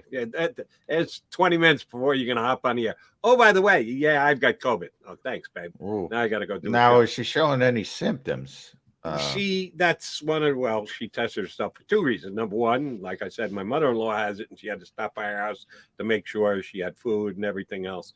And yeah, she got up this morning, said she didn't feel great. Wow. So she had to do the test thing. It came back positive. So I hope to be here with you, Johnny Mac, come Monday. So it's not gonna, I hope she's feeling better, number one, but just tell her, because a lot of times you can get through these things with a good attitude. Just tell her the NFL declared COVID over. So that's true. fine. According to the National Football League, COVID no longer exists. Yeah, you're fine. Yeah, no. Now, hopefully she feels better, but she trusts her tests, and she's not a denier or a panic person. My wife is pretty well centered. But this is something that she's going to take seriously, which means she's going to kick my rear end to the basement. And just, well, that's funny because my wife's got pneumonia. My pneumonia. So I've been. Can you catch pneumonia? Is that contagious? No, I don't think so. No. So I feel fine, but yeah, I've been having to do all the errands, which is wearing me out. So I'm not fine. Little extra on the honey-do list. Oh man, brutal, Jody, brutal. I'm going from when I get up and do this show to when I collapse at night. I'm going. Well, we'll wrap this bad boy up and let you get back to it, or collapse, whichever you want to do. I can tell you right now. Look over to my right. I'm going to be watching the Scottish Open because it's nice when 9 o'clock in the morning. I kind of like to be in court. I kind of like to be I'd stay in this room and just read JAKIBSports.com as a pop stop. I'd like a little quarantine. I'd like a little rest. Not only does he read it, he writes it. So get yourself to JAKIBSports.com. While you're at it, what are we asking the folks to do, Johnny Mac? Like, share, subscribe. Before the week is over, right? Send us off with a little good feeling. Yes. Feel free to like, share, and subscribe to the station. All right, last thing, JM. Yours truly going to be basement bound. You're going to be working your tail off because your wife's under the weather. What are the Eagles doing this week to keep an eye on their players? Because as I mentioned, by the time we get back on Monday, it'll be 2 weeks, like right on the cutting edge of getting ready to show up for camp. Is there anything they can do that I just constant text or, I mean, yeah, the coaches reaching out to the guys and say, "Hey, how's it going? Hey, what are you doing this week? What do you mean you're going out?" Can they do anything to protect their players? I can't tell you how many times I talked to NFL coaches over the years, and they've said, they feel powerless this time of year. There's nothing you can do. I mean, you send people off, and in the case of the Eagles after OTAs, because they didn't have mandatory minicamp, but typically it's minicamp, and you give them the speech and say, you're a professional, understand, eyes are on you, everybody's got a cell phone, you say all that stuff, and you just hope you don't get the phone call, the text. I mean, you mentioned some of the guys in Chicago getting arrested. I mean, that's even one thing. You don't want to get that. But then Baltimore with the kid who overdosed, and I mean, I think people forget these are very, very young men. Young men. Yep. Yeah. And look, we all were young. And those of us who aren't young, like Jody and I, we were young, so we understand. I don't know about you, Jody, but I know I didn't make the best decisions at times when I was younger. All you can do is cross your fingers. I always go back to that Bill Parcells. It always rung true. He gave it to all his guys. He gives this list of sort of advice, bullet points, and one of them was 4 or 5 things are going to happen every day that you don't want to happen if you're an NFL head coach, and one of them could be that call for any number of reasons. And if you can't deal with it, things can change overnight. It's not the job for you. Yeah, you have to be able to roll with the punches. If you can't, you shouldn't be a National Football League coach. But cross fingers for you Eagle fans out there. Number one, no incidents. Nobody getting in any major trouble so far this offseason. And I'm going to get crushed if something happens over these next 2 weeks. I know. You bring it out. It's like the no-hitter, man. You just I am flying in the face of this by doing so, but hey, yeah, that's what you got. Same thing I would say to a guy who's announcing a game where the guy's got a no-hitter. What are you supposed to do? Not mention it? Yeah. No, it's kind of your job to mention the fact that the other team has no hit. So I'm going to say this to fans. I say this to fans all the time. There's no such thing as jinxes. Jody's not responsible for anything. There's no such thing as jinxes. You can believe what you want to believe, but I'm not going to believe it. So I have no problems pointing out that this offseason has been controversy-free for the Philadelphia Eagles. And except for the head coach bullying up some clowns on the tennis court. That I'm joking, Nick. Nick, I'm joking. That guy's a knucklehead. He called up. Did you see he called up again? That idiot. He called up WFAN again. He's he's trying to milk all 15 minutes, and I'm helping him. I shouldn't be helping him. Stretching it to 20 as best he can. No controversy with the Eagles, and no injuries because they weren't about to get hurt not practicing or going out and doing jumping jacks or whatever they did during their gatherings this offseason. I'm not going to call them practices, but there have been no injury issues and no. By the way, with Deshaun Watson, I did want to mention, no, it's not coming today because if people noticed, Sue Robinson, who's the arbiter, told everybody they have to have post meeting briefings by July 11th. Actually, not even July 11th, the week of July 11th. So she's already indicated she wants written reports done by the week. So we're in the next week. We're going into next week. And I don't agree with the contract that the Browns gave Deshaun Watson. They did what they had to do to get the player. And they knew that there were other teams that were out there that were negotiating. They had to get Deshaun Watson's blessing to get the deal done because he had the no trade clause. So they had to do what they had to do. I don't think I would have gone to the lengths that they did, and they end up paying a serious price for it. So in some ways they brought this on themselves, but still they had to figure they were going to know by this point how much they were going to be without him during the first week of the season. The fact that this is still dragging on is just, I think it's gone above and beyond. And I actually have swung from, the heck with you, Cleveland. You did what you did. You brought on yourself to, that's just not right. The fact that they're taking this much time to be able to come up with a decision. The Browns are going nowhere anyway this year. Sorry for the few Browns fans who watch Bird 365. Well, they just traded the quarterback who got them their first playoff win since 1994. Yeah, that's long since forgotten now. They've turned the page with Baker off to Charlotte. All right, you got a honey-do list to capture, buddy. You got a lot more work to do. I kind of want to stay on the air for 2 more hours. Can we just no, because I need to begin my isolation here in my basement. I hear you, Jody. I'm just looking for a way to get out. You know what I'm saying? I'm just hopefully that we'll be able to make it through the weekend and yours truly stays COVID free. You never got COVID, did you? No. I am I took more COVID tests than anybody in recorded history. And for a fact. I dodged the ball. Just give me a general guesstimate. How many have you taken COVID tests? 212.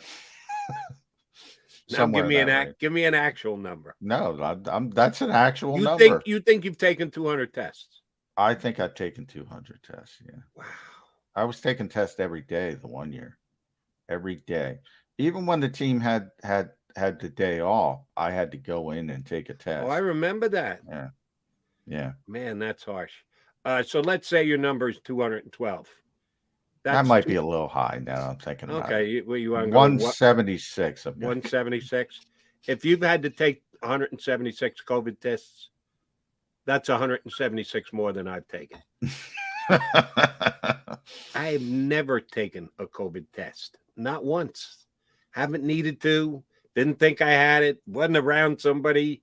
I'm probably going to take one later today or somewhere. Well, you're going to take number one, man. I have never stuck that thing up my nose. You got to get it up there, too. You can't half-ass it. You got to get it up there. You're not going to get an actual reading. Thanks, Mr. Expert COVID taker. I need your expertise, huh? All right, we shall see. All right, partner. COVID or no COVID, I'm planning on being back here on Monday. And the beauty of doing this the way we do it is, yeah, I might have COVID when we return here on Birds 365 on Monday. But I'm going to suck it up, get it done, and be right here with you, partner. And we hope Mrs. Mack feels better. Give her